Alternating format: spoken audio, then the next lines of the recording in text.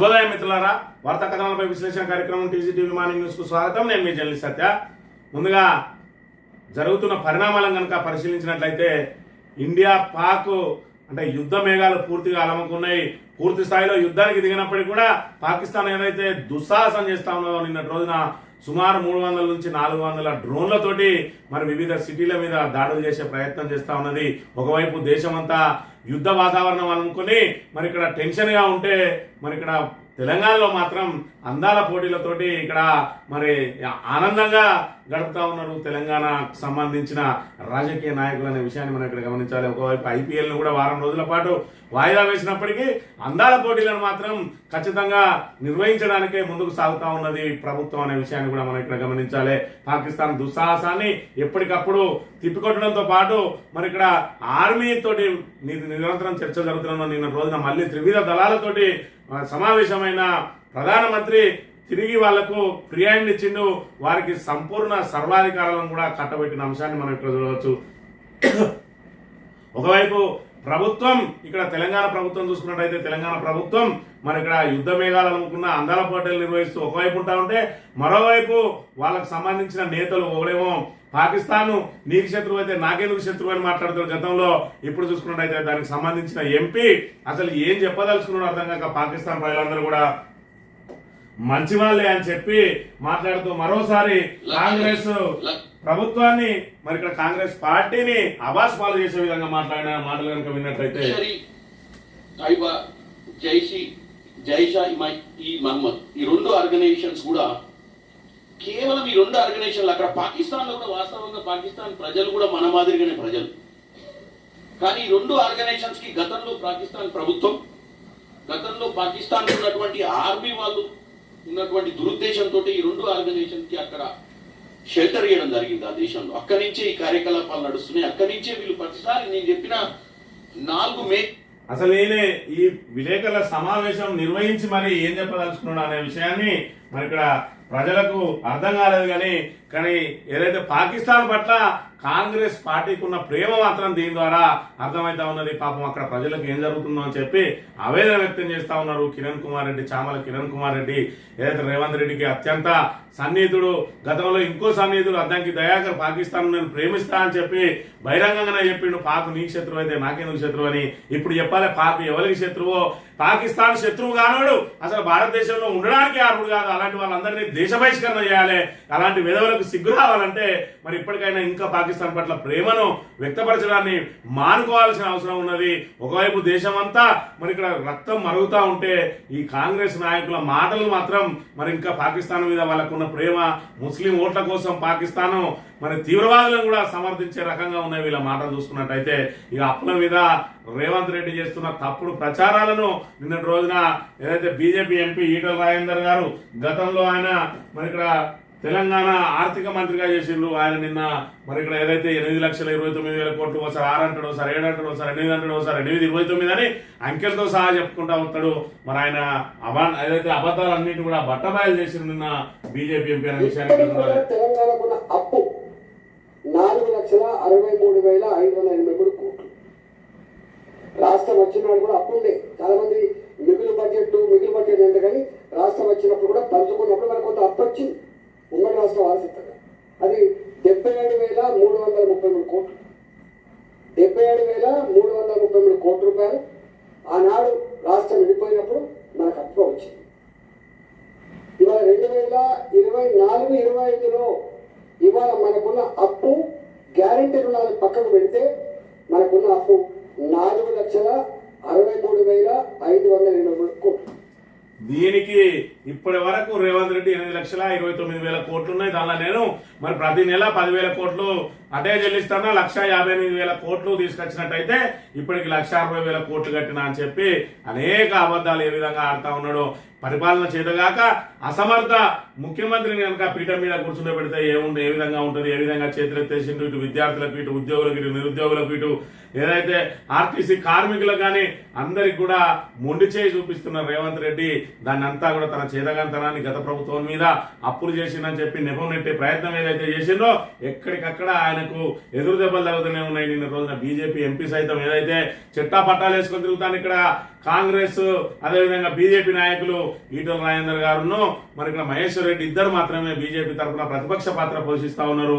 ఆ మహేశ్వర్ రెడ్డిని కూడా బయటికి రాకుండా ఆయన నోరు నొక్కేసిండ్రు. ఇక ఈ మిగిలిన ఏకైక ఎంపీ మరి ఇక్కడ ఈటల రాజేందర్ ఎప్పటికప్పుడు ప్రభుత్వ తప్పిదాలను ఎత్తి చూపుతూనే ఉన్నాడు. అందులో భాగంగా అప్పులకు సంబంధించిన వాస్తవ విషయాలను కూడా వెల్లడించిండు.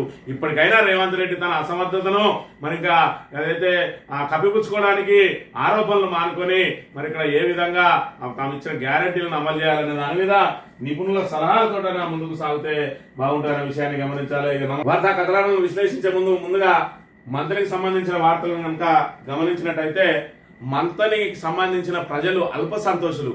ఎంత అల్ప సంతోషులు అంటే ఒకవైపు తండాలను కూడా గ్రామ పంచాయతీలుగా చేసి మరి చిన్న చిన్నగా ఏవైతే ఆమ్లెట్లుగా ఉన్న వాటిని కూడా ఎక్కడికక్కడ మరి ఇక్కడ ఎక్కడ ప్రతిపాదన వస్తాయి అక్కడ గ్రామ పంచాయతీలుగా గత ప్రభుత్వం ఏర్పాటు చేస్తే ఈ రోజు మరి ఇక్కడ ఏదైతే గ్రామ పంచాయతీలు ఏర్పాటు తర్వాత మాది కూడా కావాలని చెప్పి మరి ఇక్కడ ప్రతిపాదనల కోసం ప్రయత్నం చేస్తా ఉన్నారో మరి గత ప్రభుత్వ హయాంలో మరి ఇప్పుడు వచ్చేటప్పటికి ఒకవైపు మంత్రి స్వయంగా మంత్రి నియోజకవర్గం మంత్రి ప్రాతినిధ్యం వహిస్తున్న నియోజకవర్గం కమాన్పూర్ మండలం మరి ఇక్కడ ముల్కలపల్లి జూలపల్లి ఆమ్లెట్ విలేజ్ అనేటువంటి ముల్కలపల్లి వాసులు మరి ఇక్కడ ప్రత్యేకంగా తమ గ్రామ పంచాయతీ కావాలని చెప్పి మరి మంత్రి దగ్గర నుంచి ఏం పని చేయించుకోవాలన్నా కూడా మరి తెలియని అల్ప సంతోషులు. అంటే ఏదైతే చిన్నగా వీళ్ళకి సంబంధించి మరి రేషన్ షాప్ ఇచ్చిందట, ముల్కలపల్లికి సెపరేట్ రేషన్ షాప్ ఇచ్చిందట.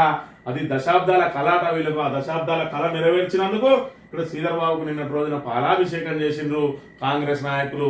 అంటే ఎంతటి అల్ప సంతోషులు, లేకపోతే ప్రజలను ఏ విధంగా మభ్య పెడతా ఉన్నారు. కనీసం గ్రామ పంచాయతీగా ఏర్పాటు చేసి వాళ్లకు స్వతంత్రంగా మరి వాళ్ళను ఏదైతే పరిపాలించుకునే అవకాశం కల్పించాలని చెప్పి కోరకుండా మాకు ఏదైతే మీరు ఇచ్చే ఉచిత బియ్యమో లేకపోతే 2 రూపాయల కిలో బియ్యం ఏదైతే ఉన్నదో దానికి సంబంధించి మాకు ఇక్కడ ఒక రేషన్ షాపును మాకు సెపరేట్ ఇయ్యి సారు అని చెప్పి అది ఆయన ఏదైతే ఆయన మంత్రి శ్రీధర్ బాబు ఇక్కడ చూసుకున్నట్టయితే తీగల రాజయ్య గారు మాట్లాడుతూ మరి ఇక్కడ దశాబ్దాల కాలంగా జూలపల్లి నుండి సరుకులు తెచ్చుకునేవారమని ప్రస్తుతం గ్రామంలో రేషన్ షాప్ ఏర్పడడంలో మంత్రి శ్రీధర్ బాబు కీలక పాత్ర వహించాలని ఆయన గ్రామ ప్రజల తరపున ధన్యవాదాలు తెలిపిండు. కీలక పాత్ర వహించి ఏం తెచ్చినాయంటే రేషన్ షాప్ తెచ్చిండు.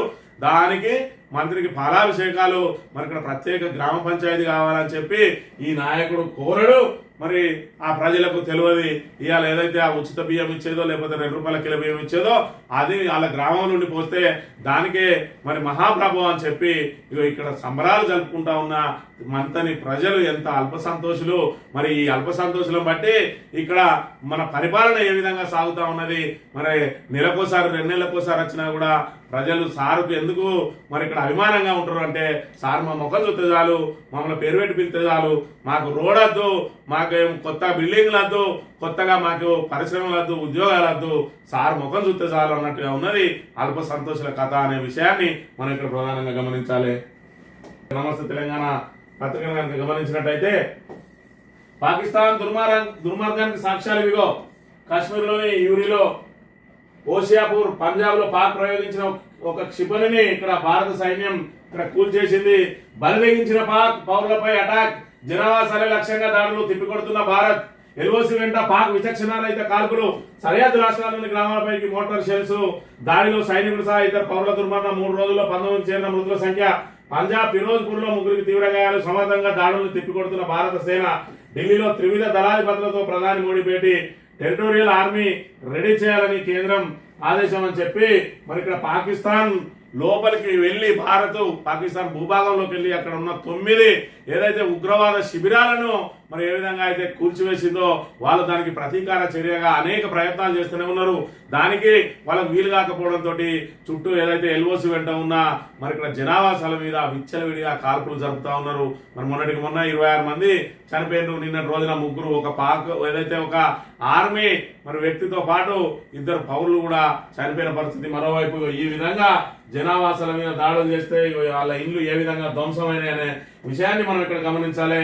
ఎక్కడికక్కడ టర్కీకి సంబంధించిన సుమారు 300 నుంచి 400 డ్రోన్ మరి పిస్టళ్లను ఆయుధాలతోటి పేల్చేయడానికి తీసుకొని వస్తే ఎక్కడికక్కడ కుప్పగూల్చేస్తా ఉన్నది.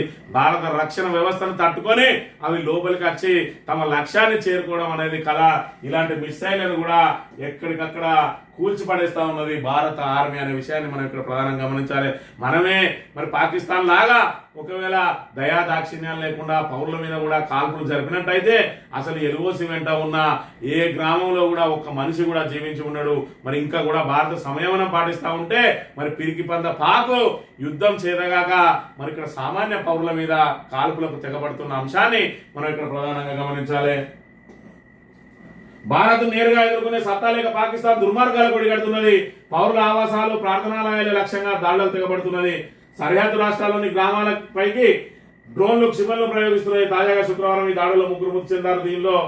దీంతో 3 రోజుల్లో పాక్ దురాఘాతానికి బలైన వారి సంఖ్య 19కి చేరింది. శుక్రవారం రాత్రి పాక్ భూభాగం నుంచి వందలాది డ్రోన్లను భారత నగరాల లక్ష్యంగా దూసుకువచ్చాయి. వాటిని ఎక్కడికక్కడ సైన్యం కుప్పగూలు చేసిన పరిస్థితిని మనం ఇక్కడ చూడాలి. ఇక్కడ చూసుకుంటే దేశమంతా హై అలర్ట్ అట. ఒక్క తెలంగాణ మినహా దేశమంతా కూడా హై అలర్ట్లనే ఉన్నది. తెలంగాణ ప్రభుత్వం మాత్రం అందాల పోటీలలో తరించిపోతా ఉన్న అంశాన్ని మనం ఇక్కడ చూడాలి. రేవంత్ రెడ్డికి మరి ఇక్కడ ఐపీఎల్ ఏదైతే దేశవ్యాప్తంగా కాకుండా ప్రపంచవ్యాప్తంగా కూడా ప్రాచుర్యం పొందినటువంటి ఐపీఎల్ ను కూడా వారం రోజుల పాటు ఐపీఎల్ నిర్వహణ సంస్థ బీసీసీఐ ఏదైతే ఉన్నదో దాన్ని వారం రోజుల పాటు వాయిదా వేసింది. కానీ అందాల పోటీలను మాత్రం రేవంత్ రెడ్డి వాయిదా వేయడానికి సిద్ధంగా లేడు. ఇవాళ అందాల పోటీలతోటి మనకు కోట్లాది రూపాయల పెట్టుబడులు రాబోతా ఉన్నాయి కాబట్టి అందాల పోటీలను వారం ఆపినా కూడా మరి ఇక్కడ వచ్చే పెట్టుబడులు ఎక్కడా ఆగిపోతాయో అన్న సందంగా రేవంత్ రెడ్డి అందాల ఆరబోత కోసం ఇక్కడ ఎదురు చూస్తున్న అంశాన్ని కూడా మనం ఇక్కడ ప్రధానంగా గమనించాలి. ఇక దేశ రక్షణ నిధికి ఉద్యోగుల విరాళం అంట. నమస్తే తెలంగాణ, అదేవిధంగా తెలంగాణ టుడేకు సంబంధించిన మరి వాళ్ళ ఉద్యోగులందరూ కూడా ఒక్కరోజు విరాళాన్ని ఇచ్చిండ్రు. అదేవిధంగా రేవంత్ రెడ్డి కూడా తన నెల జీతాన్ని ఇచ్చిండట. మిగతా ఎమ్మెల్యేలు, ఎమ్మెల్సీలు, ప్రజాప్రతినిధులు అందరూ కూడా మరి మీ వేతనాన్ని కూడా ఇవ్వాలని చెప్పి ఆయన పిలుపునిచ్చిండ్రు. అదేవిధంగా వివిధ వర్గాల వాళ్ళు కూడా మరి ఇక్కడ దేశ రక్షణ నిధికి విరాళాలు ప్రకటిస్తా ఉన్నారు. ఖచ్చితంగా మనం సైన్యానికి అండగా ఉండాలి. ఎవరికి ఎంత వీలైతే తోచిన విధంగా ఖచ్చితంగా మరి దానికి అండగా ఉండడం కోసం విరాళాలు అందించి వాళ్ళకు ఆర్థికంగా చేయూత, వాళ్ళ కుటుంబాలకు ఆర్థికంగా చేయూత అందించాల్సిన బాధ్యత ప్రతి భారత పౌరుని మీద ఉన్నదనే విషయాన్ని కూడా మనం గమనించాలి. ఈ నేలగొల్తున్న దాయాది డ్రోన్లు 2వ రోజు పాక్ దుస్సాహసం. జమ్మూ కాశ్మీర్, పంజాబ్, రాజస్థాన్ రాష్ట్రాలపైకి దాడులకు యత్నం. వచ్చిన డ్రోన్లు వచ్చినట్టు కూల్చేస్తున్న భారత సైన్యం. జమ్మూలోనే 100కు పైగా ధ్వంసం. సరిహద్దు ప్రాంతాల్లో బ్లాక్అవుట్ అని చెప్పి మరి ఎక్కడికక్కడ డ్రోన్ల ద్వారా వాళ్ళు ఏదైతే మొన్న 3 ఫైటర్ జెట్లు ఏదైతే వచ్చినాయో ఆ ఫైటర్ జెట్లను 3టిని కూడా కూల్చేసింది. ఒక పైలట్ ను ప్రాణాలతోటి పట్టుకున్నది భారత సైన్యం. దాంతో డ్రోన్లను వాడి మరి ఇక్కడ ప్రాణ నష్టం జరగకుండా డ్రోన్ల ద్వారా చేయాలని చెప్పి ఏదైతే టర్కీ నుంచి కొనుగోలు చేసిండ్రు. ఇక్కడ టర్కీ గురించి మాట్లాడుకున్నట్టయితే గతంలో టర్కీలో భూకంపాలు వచ్చిన రోజున మరి ఇక్కడ మన భారత్ ఆర్థిక సాయం అందించింది. మరి అన్ని రకాల వైద్య సాయం అందించింది. మరి అన్ని రకాల వాళ్ళకి సాయం అందిస్తే వాళ్ళు చేసిన సహాయాన్ని మర్చిపోయి ఈరోజు పాకిస్తాన్ ఉగ్రవాద దేశానికి అండగా నిలవడం కోసం ఈరోజు టర్కీ నుంచి అనేక డ్రోన్లను, డ్రోన్ బాంబులను, డ్రోన్ పిస్టళ్లను వాళ్ళకు సప్లై చేసి మరి ఇక్కడ కృతజ్ఞత లేకుండా వివరిస్తున్న పరిస్థితిని మనం ఇక్కడ ప్రధానం కావాలి. అన్నం పెట్టిన చెయ్యినే నరికేసిన చందంగా ఈరోజు టర్కీ మరి ఇక్కడ భారత్ నుంచి సహాయాన్ని తీసుకొని భారత్ దుర్మార్గానికి ఒడిగడుతున్నటువంటి పాకిస్తాన్ కి సహాయం అందిస్తున్న పరిస్థితిని కూడా మనం ఇక్కడ చూడాలి.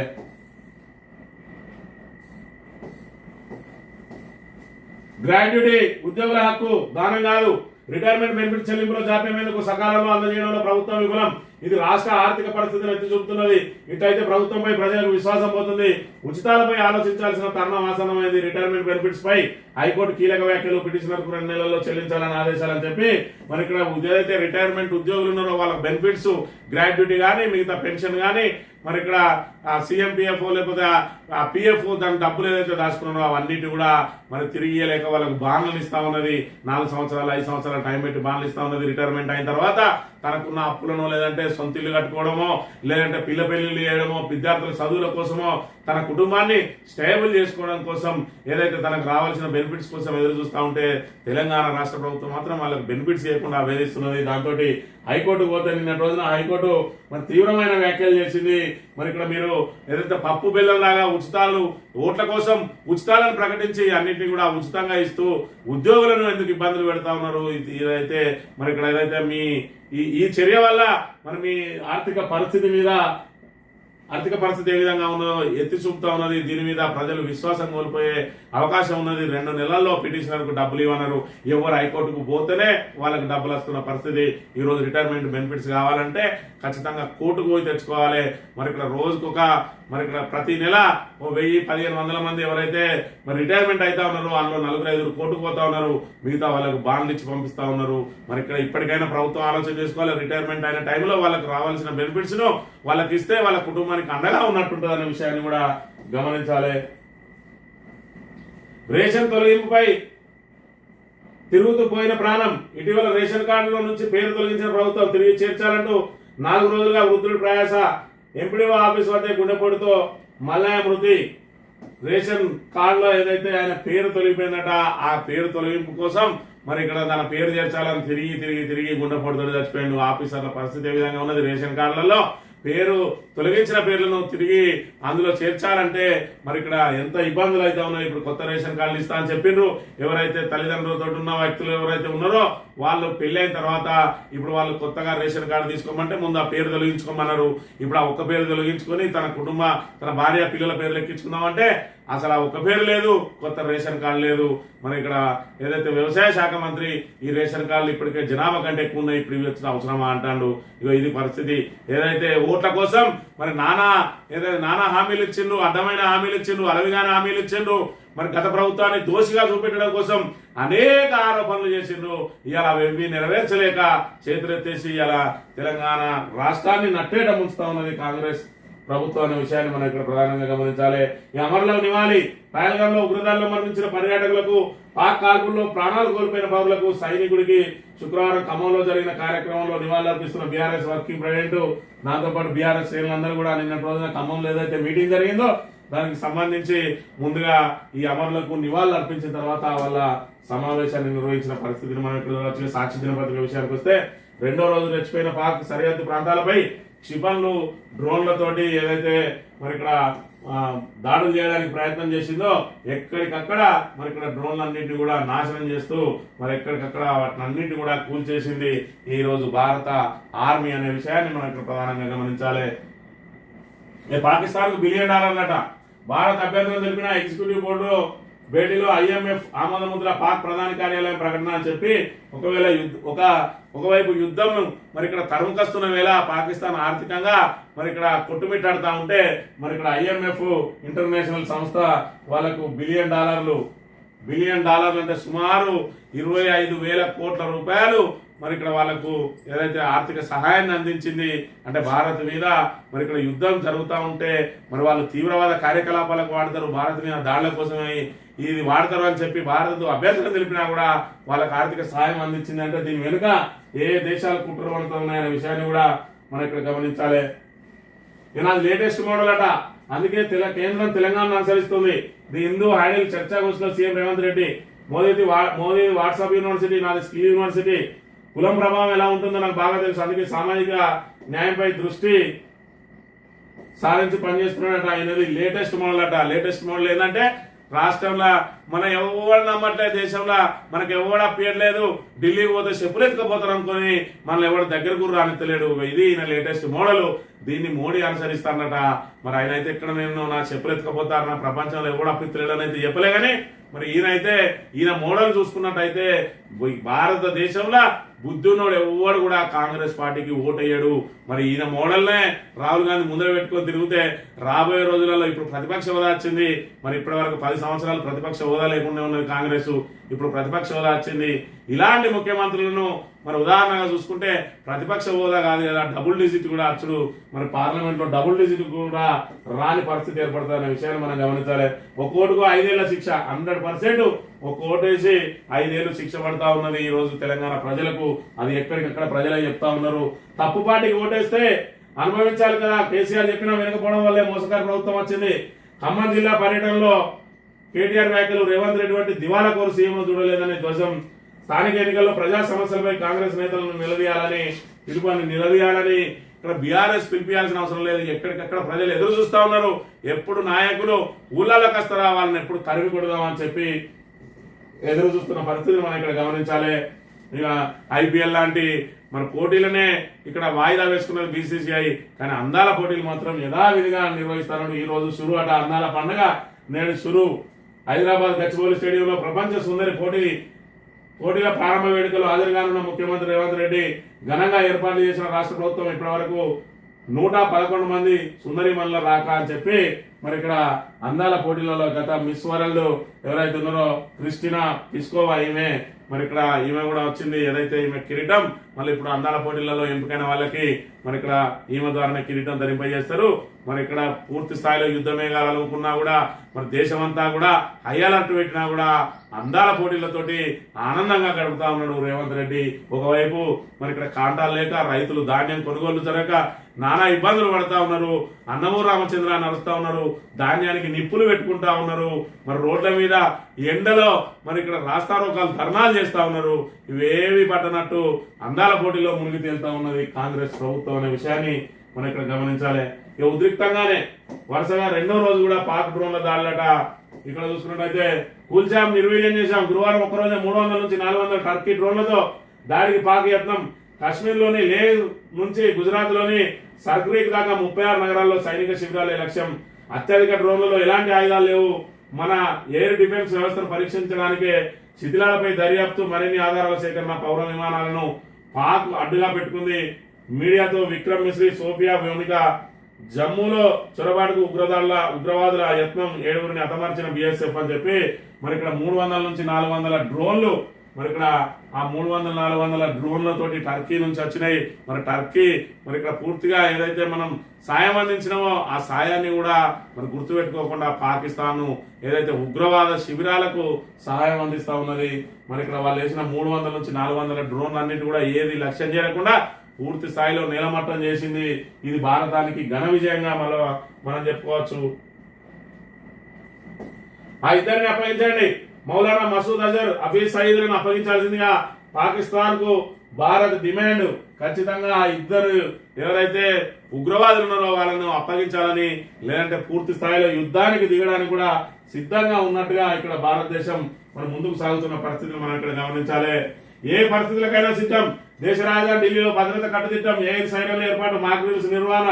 నిన్న రోజున మళ్ళీ త్రివిధ దళాల అధిపతులతో పాటు మరి ఇక్కడ ఏదైతే భద్రతా సలహాదారులు అజిత్ దోవల్ వాళ్ళందరితోటి ప్రధాని మంత్రి భేటీ అయి పూర్తి స్థాయిలో మరి ఇక్కడ ఏదైతే యుద్ధానికి సంబంధించి వాళ్ళు మరి రెచ్చగొట్టే కార్యక్రమాలు ఏదైతున్నదో వాళ్ళని ఖచ్చితంగా బుద్ధి చెప్పాలి. చెప్తూనే ఉన్నాం. మరి వాళ్ళు ఏ క్షణాన్నైనా కూడా మరి ఇక్కడ మన నగరాల మీద, మన సైనిక పోస్టుల మీద దాడులకు తెగబడుతూనే ఉంటారు. కాబట్టి LOC వెంట అదేవిధంగా మరి ఇక్కడ ఏదైతే సైనిక పోస్టుల దగ్గర వివిధ నగరాల మీద దాడులు ఏదైతే జరగడానికి ప్రయత్నం చేస్తా ఉన్నదో వాటన్నింటినీ కూడా ఎప్పటికప్పుడు తిప్పికొట్టడానికి మరి పూర్తి స్థాయిలో అలర్ట్ గా ఉండాలని, అదేవిధంగా త్రివిధ దళాలకు మరిన్ని సంపూర్ణ అధికారాలు కూడా కట్టబెట్టిన అంశాన్ని మనం ఇక్కడ చూడవచ్చు. రంగంలోకి ప్రాదేశిక సైన్యం అవసరమైతే పిలిపించాలన్న కేంద్రం. ఆర్మీ చీఫ్ కు మరిన్ని అధికారాలు అప్పగింత. టెరిటోరియల్ ఆర్మీలో 50,000 సిబ్బంది. వీరిలో క్రీడాకారులు, రాజకీయ నేతలు. గతంలో పలు యుద్ధాల్లో ఆర్మీకి సహకారం అని చెప్పి మరి ఇక్కడ ప్రాదేశిక సైన్యం అంటే మరి ఇక్కడ ఏదైతే మనం ఆ సైన్యానికి సంబంధించిన ఒక పోస్ట్ యుద్ధం ఏదైతే సెలబ్రిటీలకు కానీ, ఏదంటే క్రీడా రంగంలో చూపించిన వాళ్ళకి కానీ, రాజకీయ రంగంలో ఉన్న వాళ్ళు ఉన్నారంట ప్రాదేశిక సైన్యంలో. అవసరమైతే అత్యవసర పరిస్థితుల్లో వాళ్ళను కూడా తీసుకుని యుద్ధంలో వాళ్ళ సేవలను కూడా వినియోగించుకోవాలని చెప్తున్న పరిస్థితిని మనం ఇక్కడ చూడాలి. ఇక పాక్ ప్రధాని పిరిగిమంద మోదీ పేరు పలికేందుకు షహబాజ్ అనుకుతున్నాడు. సింహాల సైన్యాన్ని నక్క నడిపిస్తే యుద్ధంలో ఓటమే. ప్రధానికే ధైర్యం లేనప్పుడు సైనికులు ఎలా పోరాడతారు? పాక్ విపక్ష ఎంపీ షాయి ధ్వజం. పాకిస్తాన్ లో ప్రారంభమైంది వాళ్ళ దగ్గర. మరి ఎందుకు మీరు భారత్ తోటి గెలుపుకున్నారు? ఎందుకు ఇప్పుడు పోరాటం చేయలేకపోతా ఉన్నారు? ఈ ఉగ్రవాదం మీద లోపలనే అంతర్యుద్ధం కూడా ప్రారంభం కాబోతా ఉన్నది. మరోవైపు బలూచిస్తాన్ అక్కడ పాకిస్తాన్ మీద తిరుగుబాటు జెండా ఎగరవేసింది. ఖచ్చితంగా మమ్మలను ప్రత్యేక దేశంగా గుర్తించాలని చెప్పి, అదేవిధంగా భారత్ ను మాకు మిస్సైల్ మరి ఇక్కడ ఆయుధ సహకారం అందించండి, పాకిస్తాన్ ను పీచం మేమే అనుస్తామని చెప్పి కూడా వాళ్ళు బహిరంగంగానే పిలుపునిస్తున్న అంశాన్ని కూడా మనం ఇక్కడ చూడవచ్చు. మిస్ వరల్డ్ పోటీలకు 5,000 మందితోటి భద్రత నట. హోటల్ వద్ద సాయుధ మహిళా పోలీసులు, ఆక్టోపస్ కమాండాలు, CC కెమెరాల నిఘా, multi agency command control centre 3 అంచెల భద్రతా వలయంలో పోటీల నిర్వహణ ఏది ఏమైనా కూడా మేము మాత్రం ఖచ్చితంగా పోటీలను ఆపేది లేదు. మీరు యుద్ధం చేసుకోండి, బాంబుల వర్షం కురిపింది, క్షిపణులు వేయదు, కానీ మాకు అందాల పోటీలే ముఖ్యం అని చెప్పి మరి ఇక్కడ రేవంత్ రెడ్డి అందాల ఆరబోత కార్యక్రమాన్ని ఈ రోజే ప్రారంభించబోతా ఉన్నాడు. ఈనాడు దినపత్రిక విషయానికి వస్తే పాక్ మళ్ళీ భంగపాటు ఇక్కడ 26 ప్రాంతాల్లో డ్రోన్ దాడుల్ని మరి ఎక్కడికక్కడ కూల్ చేసిన పరిస్థితిని కూడా మనం ఇక్కడ ప్రధానంగా గమనించాలి. ఇక భూభౌతిక పరీక్షల తర్వాత ముందుకు ఎస్ఎల్బిసి సొరంగంపై ఉప కమిటీ నిర్ణయం, డ్రిల్లింగ్ బ్లాస్టింగ్ పద్ధతిలో తవ్వకం అనుకూలం, సహాయక చర్యలపై నిపుణుల సలహాలు అని చెప్పి అక్కడికి రాని దిక్కుమాలిన ఏదైతే ఉన్నదో ఆ టెక్నాలజీ తోటి ప్రారంభించబడ్డదే మరి ఇక్కడ ఈ ఎస్ఎల్బిసి సొరంగం. ఇప్పటికి 34 సంవత్సరాలైనా కూడా ఆ ఎస్ఎల్బిసి సొరంగం అయ్యేది లేదు, మనకు దాని ద్వారా నీళ్లు అందేది లేదు. మరి ఇక్కడ కాంగ్రెస్ ప్రభుత్వం గప్పాలను కొట్టి మరి మేమేదో ఖచ్చితంగా ఎస్ఎల్బిసిని పూర్తి చేస్తామని చెప్పి అడావిడిగా పనులు చేపట్టి 8 మంది సజీవ సమాధి కావడానికి కారణమైన ఎస్ఎల్బిసి ముందుకు సాగడం అనేది ఇంకా కలే అనే విషయాన్ని కూడా మనం ఇక్కడ ప్రధానంగా గమనించాలి. అందాల ప్రపంచం అలరించు తరుణం, హైదరాబాద్ లో వైభవంగా ఏర్పాటు, దేశమంతా మరి ఇక్కడ బిక్కుమంటూ చూస్తా ఉన్నది ఎక్కడి నుంచి ఏడ దాడులు జరుగుతాయని. కానీ హైదరాబాద్ నగరం మాత్రం అందాల ఆరబోతకు మరి సిద్ధమైందనే విషయాన్ని గమనించాలని కోరుతూ ఇది ఈరోజు మార్నింగ్ న్యూస్. రేపు వెళ్దాం. Thank you very much.